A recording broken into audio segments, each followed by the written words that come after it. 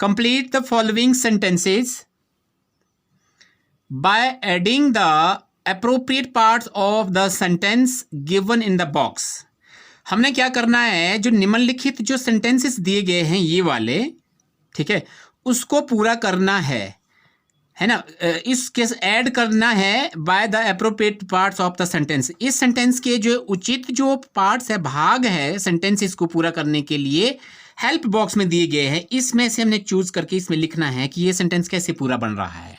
ठीक है, ठीक है। Now come to the next question part, working with the text.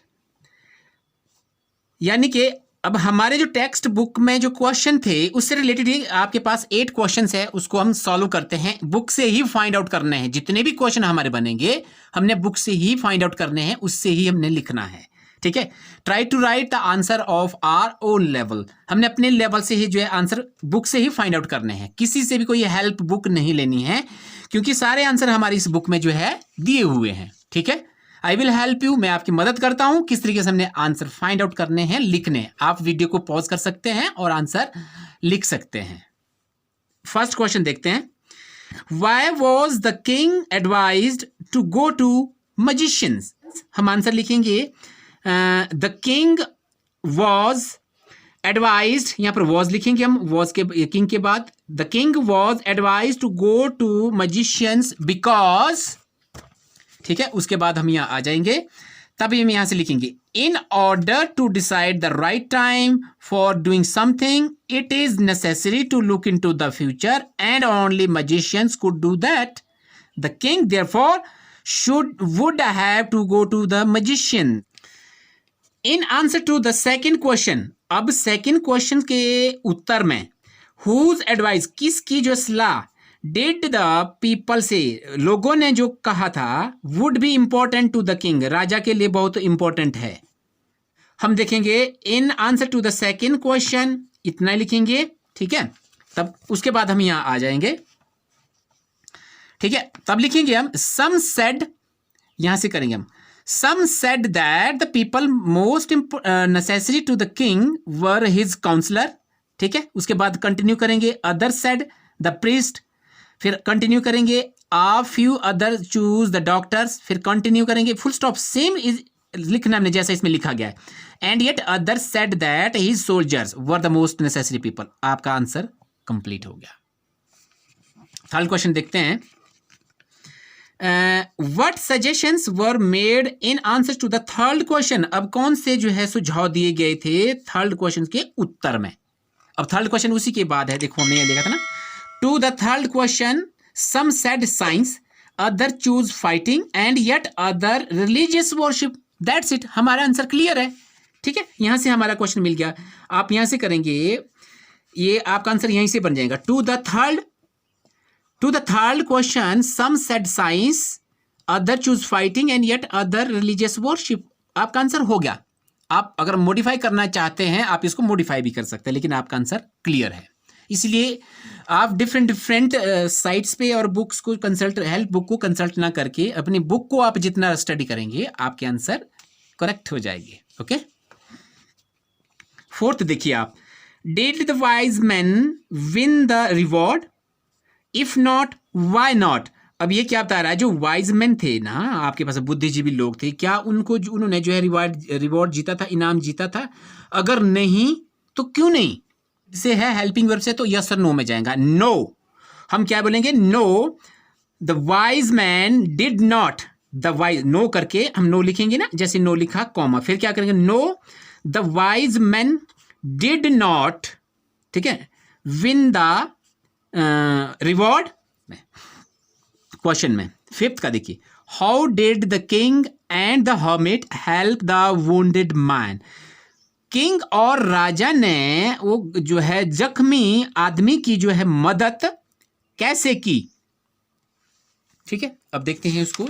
The king and the hermit, ठीक है, removed the man's clothing and found a large wound in his stomach. The king washed and covered it with his handkerchief, but the blood would not stop flowing. The king redressed the wound until last bleeding stopped. तो आप इसको यहां से शुरू करके, यहां से आप शुरू करेंगे, ठीक है ना, और इसको यहां पर आप कंप्लीट कर देंगे ए, यहां तक। ये आंसर आपका 5th का हो गया। ओके बेटा, now come to the 6th question part 1। Who was the bearded man? अब ये जो बियर्डेड मैन था, दाढ़ी वाला जो आदमी था, वो कौन था? बियर्डेड मैन वॉज किंग्स, आप ऐसे लिखेंगे किंग्स, ठीक है ना, स्वॉन, SWORN, स्वॉन एनिमी, ठीक है। और बाकी आधा आंसर आप यहां से लिखेंगे, who swore revenge on him because he put his brother to death and seized his property. Clear बेटा? नाउ सेकंड पार्ट देखिए, आप बोलेंगे he asked for the king's forgiveness because he made up his mind to kill him on his way home, but the day passed and he, यहां पर लिखेंगे आप, he did not return। समझ आ गई बेटा बात? ओके, नेक्स्ट आप देखेंगे 7th, the king forgave the bearded man. राजा ने जो फिर क्या कर दिया, इसको बियर्डेड मैन को, दाढ़ी वाले आदमी को जो है फॉरगिव कर दिया, माफ कर दिया। What did he do to show this forgiveness? He not only forgave him but said he would send his servants and his own doctor to look after him। ठीक है, यहां से यहां तक आपका आंसर ये क्लियर हो गया। ओके, नाउ लास्ट क्वेश्चन देखिए बेटा, What were the hermits answer to the 3 questions? अब हर्मिट के जो आंसर्स थे 3 क्वेश्चंस के, प्रश्नों के, ठीक है ना, वो क्या थे? अब हमने क्या करना है, राइट ईच आंसर सेपरेटली, वो सेपरेटली हमने लिखने हैं। Which answers do you like most and why? आपको कौन सा उत्तर जो है सही लगा, सबसे अच्छा लगा और क्यों? अब ठीक है, पहला आंसर हम यहां से लिखेंगे, important separately, and that is now it is the most important time because it is only time we have and to act one।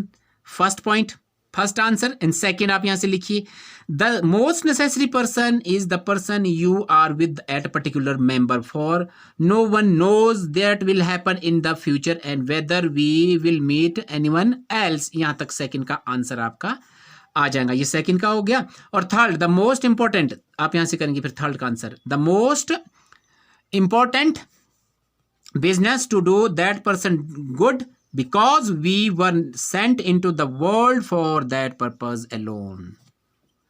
अब आपको बताया है कि आपको कौन सा अच्छा लगा और क्यों।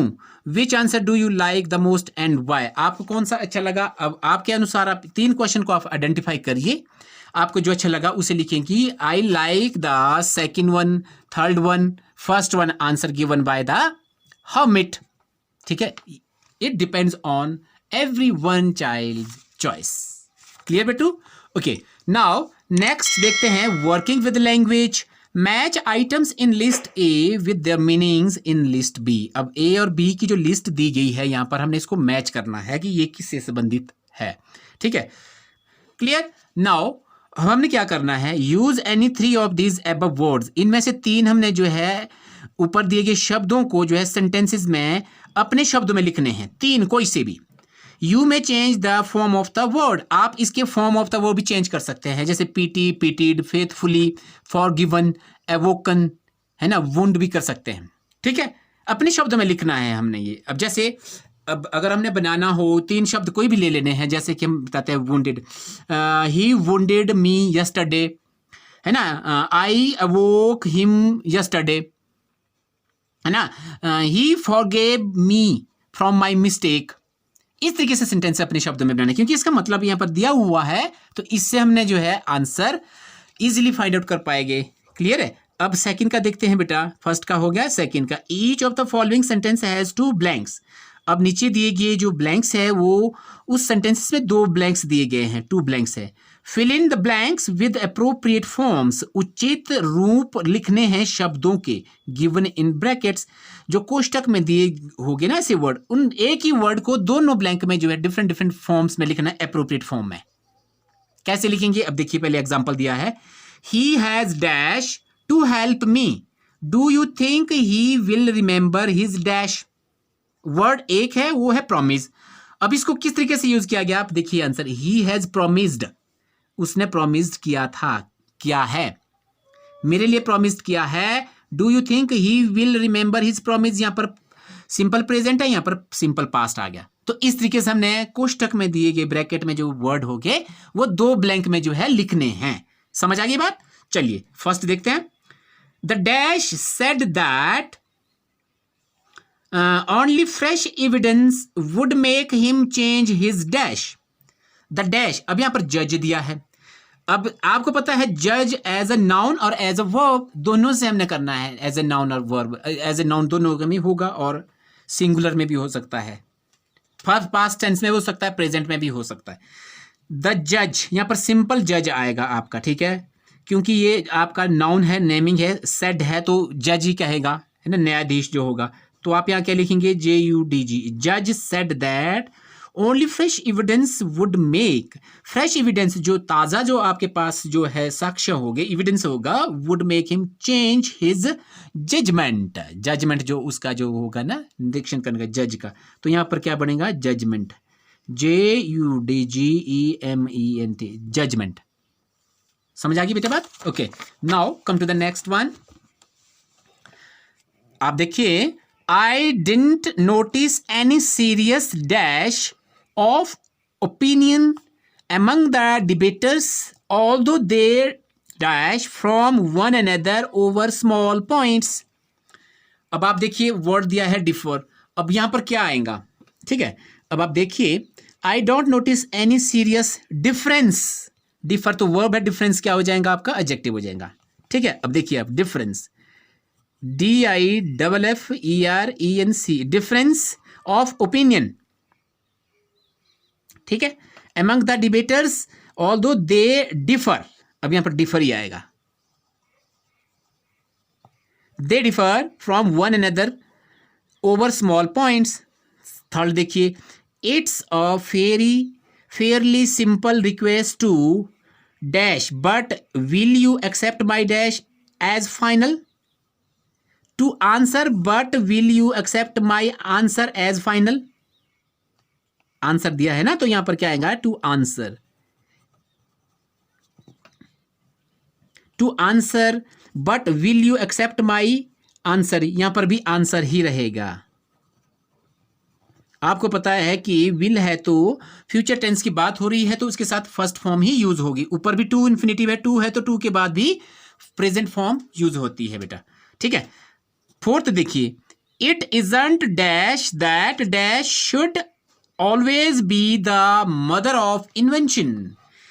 it isn't necessary, यहां पर necessary ही आएगा, ठीक है, NECESSARY, necessary that, necessity, यहां पर अब necessity बनेगा, NECESSITY, necessity should always be the mother of invention, आवश्यकता। ठीक है ना। अब फिफ्थ देखिए, hermits are dash men, क्या आएगा? वाइज मैन, ठीक है ना, फर्स्ट फॉर्म आ गई। How they require their wisdom, no one can tell, उनकी जो विजडम होती है ना, बुद्धिमता, वाइज से विजडम। ओके बेटा, the committee has dash to make Jagdish captain of the team. Committee has, आपको पता है कि हैज है, प्रेजेंट परफेक्ट है तो past participle, third form of verb, तो डिसाइड की थर्ड फॉर्म क्या होगी? Decided, DECIDED, decided to make judgement Jagdish captain of the team. The dash is likely to please everyone, the decision is likely to please everyone. अब यहाँ decide नहीं होगा, decision is, decision आएगा, DECISION, decision. ठीक है,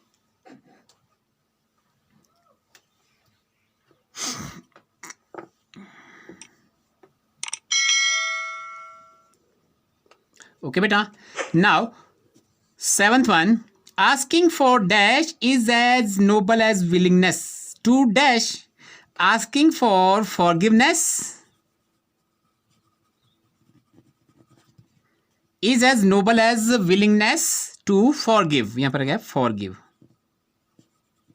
जब टू है, हमें पता है कि टू के बाद first form of verb use की जाती है। क्लियर बेटा? नाउ ये भी बहुत इंपॉर्टेंट है बेटा, अगर आप इस पर भी वर्क करते हैं, स्पीकिंग एंड राइटिंग। क्योंकि जब तक हमें ये चीज नहीं आती है, स्पीक करना नहीं आता है, राइट करना नहीं आता है, हमारी जितनी भी हमने भी पीछे से लेकर आज तक का जो भी हमने स्टडी किया है, तो इसका कोई भी औचित्य नहीं रह जाता, कोई मतलब नहीं रह जाता है। अपने शब्दों में लिखने की कोशिश करिए, जितना आप कोशिश करेंगे उतनी इंग्लिश हमारी इंप्रूवमेंट हो जाएगी। ठीक है बेटा? मैं आपको अंडरस्टैंड करवा लेता हूं ये 2 पॉइंट्स कैसे हैं, क्या है, इसमें क्या करना है आपने। Imagine you are the king. आपने ये कल्पना करनी है कि आप एक राजा हो। Narrate the incident of your meeting. आपने क्या करना है, बतानी है स्टोरी, इंसिडेंट, घटना। आपने जो मीटिंग की थी हर्मिट के साथ, आप राजा है, आपने वो स्टोरी बतानी है कि जब मैं हर्मिट से मिला था, बैरागी से, ठीक है ना, वो इंसिडेंट, घटना जो आपने नरेट करनी है, बतानी है। बिगिन लाइक दिस, आपने शुरू कैसे करना है। The wise man answered my questions but I was not satisfied with their answer. One day I decided to go and meet the hermit. ठीक है, हो गया। इस तरीके से आप आगे करिए। देखो ना, I decided to go and meet the hermit and I dismounted, यानी कि I left away from my horse with bodyguard and went to the hermit's hut and there I saw the hermit was digging bed against his hut, and when I approached to him, he was digging, he was tired, he was old, weak. इस तरीके से आपने जो है लिखना, अपने शब्दों में लिखना है बेटा। मैं लिख सकता हूं, आपको दे सकता हूं, वो कॉपी हो जाएगा। मैंने आपको हिंट दे दिया, इस तरीके से खुद लिखिए, क्योंकि हमने पढ़ा है बेटा। यहाँ पर आप पीछे आइए, वहां से लिखिए, आपने क्या हुआ था राजा के साथ, अपने आप को राजा मानना है और यहाँ से आंसर फाइंड आउट करके लिखना है। इससे आपकी वोकैबुलरी इंप्रूवमेंट होगी। ठीक है, सेकंड क्या बता रहा है, imagine you are the hermit. अब आपने यहाँ पर इमेजिन करना है हर्मिट का, ऊपर क्या था, किंग का। Right briefly the incident of your meeting with king. अब यहाँ पर जो है मीटिंग राजा के साथ जो हुई ना हर्मिट की, अब हर्मिट करेगा इस चीज को, है ना, उस वो हर्मिट बताएगा अपनी घटना को कि मेरी मुलाकात आज राजा से हुई थी, तो वो किस तरीके का राजा था, किस तरह का था, और वो चीज आपने जो है यहाँ पर शो करनी है। ऊपर राजा के संदर्भ में था, नीचे जो है हर्मिट के संदर्भ में था। तो आप स्टार्ट ऐसे ले सकते हैं, one day I was digging in my garden, a man in ordinary clothes came to see me, I knew it was the king. और मैं जानता था कि वो राजा है जो कॉमन ड्रेस में आया था। ठीक है, अब इसको आगे लिखिए, when the king approach to me I didn't see his questions, his questions which he want to know, I was digging continuously. ठीक है, अब देखिए अपना वर्ड यूज करके हमने ये कंप्लीट करना है, इसलिए हमारा जो है स्पीकिंग का भी और राइटिंग स्किल भी इंप्रूवमेंट हो जाएगी। Thank you for watching my video till end बेटा, have a nice day, all of you stay blessed.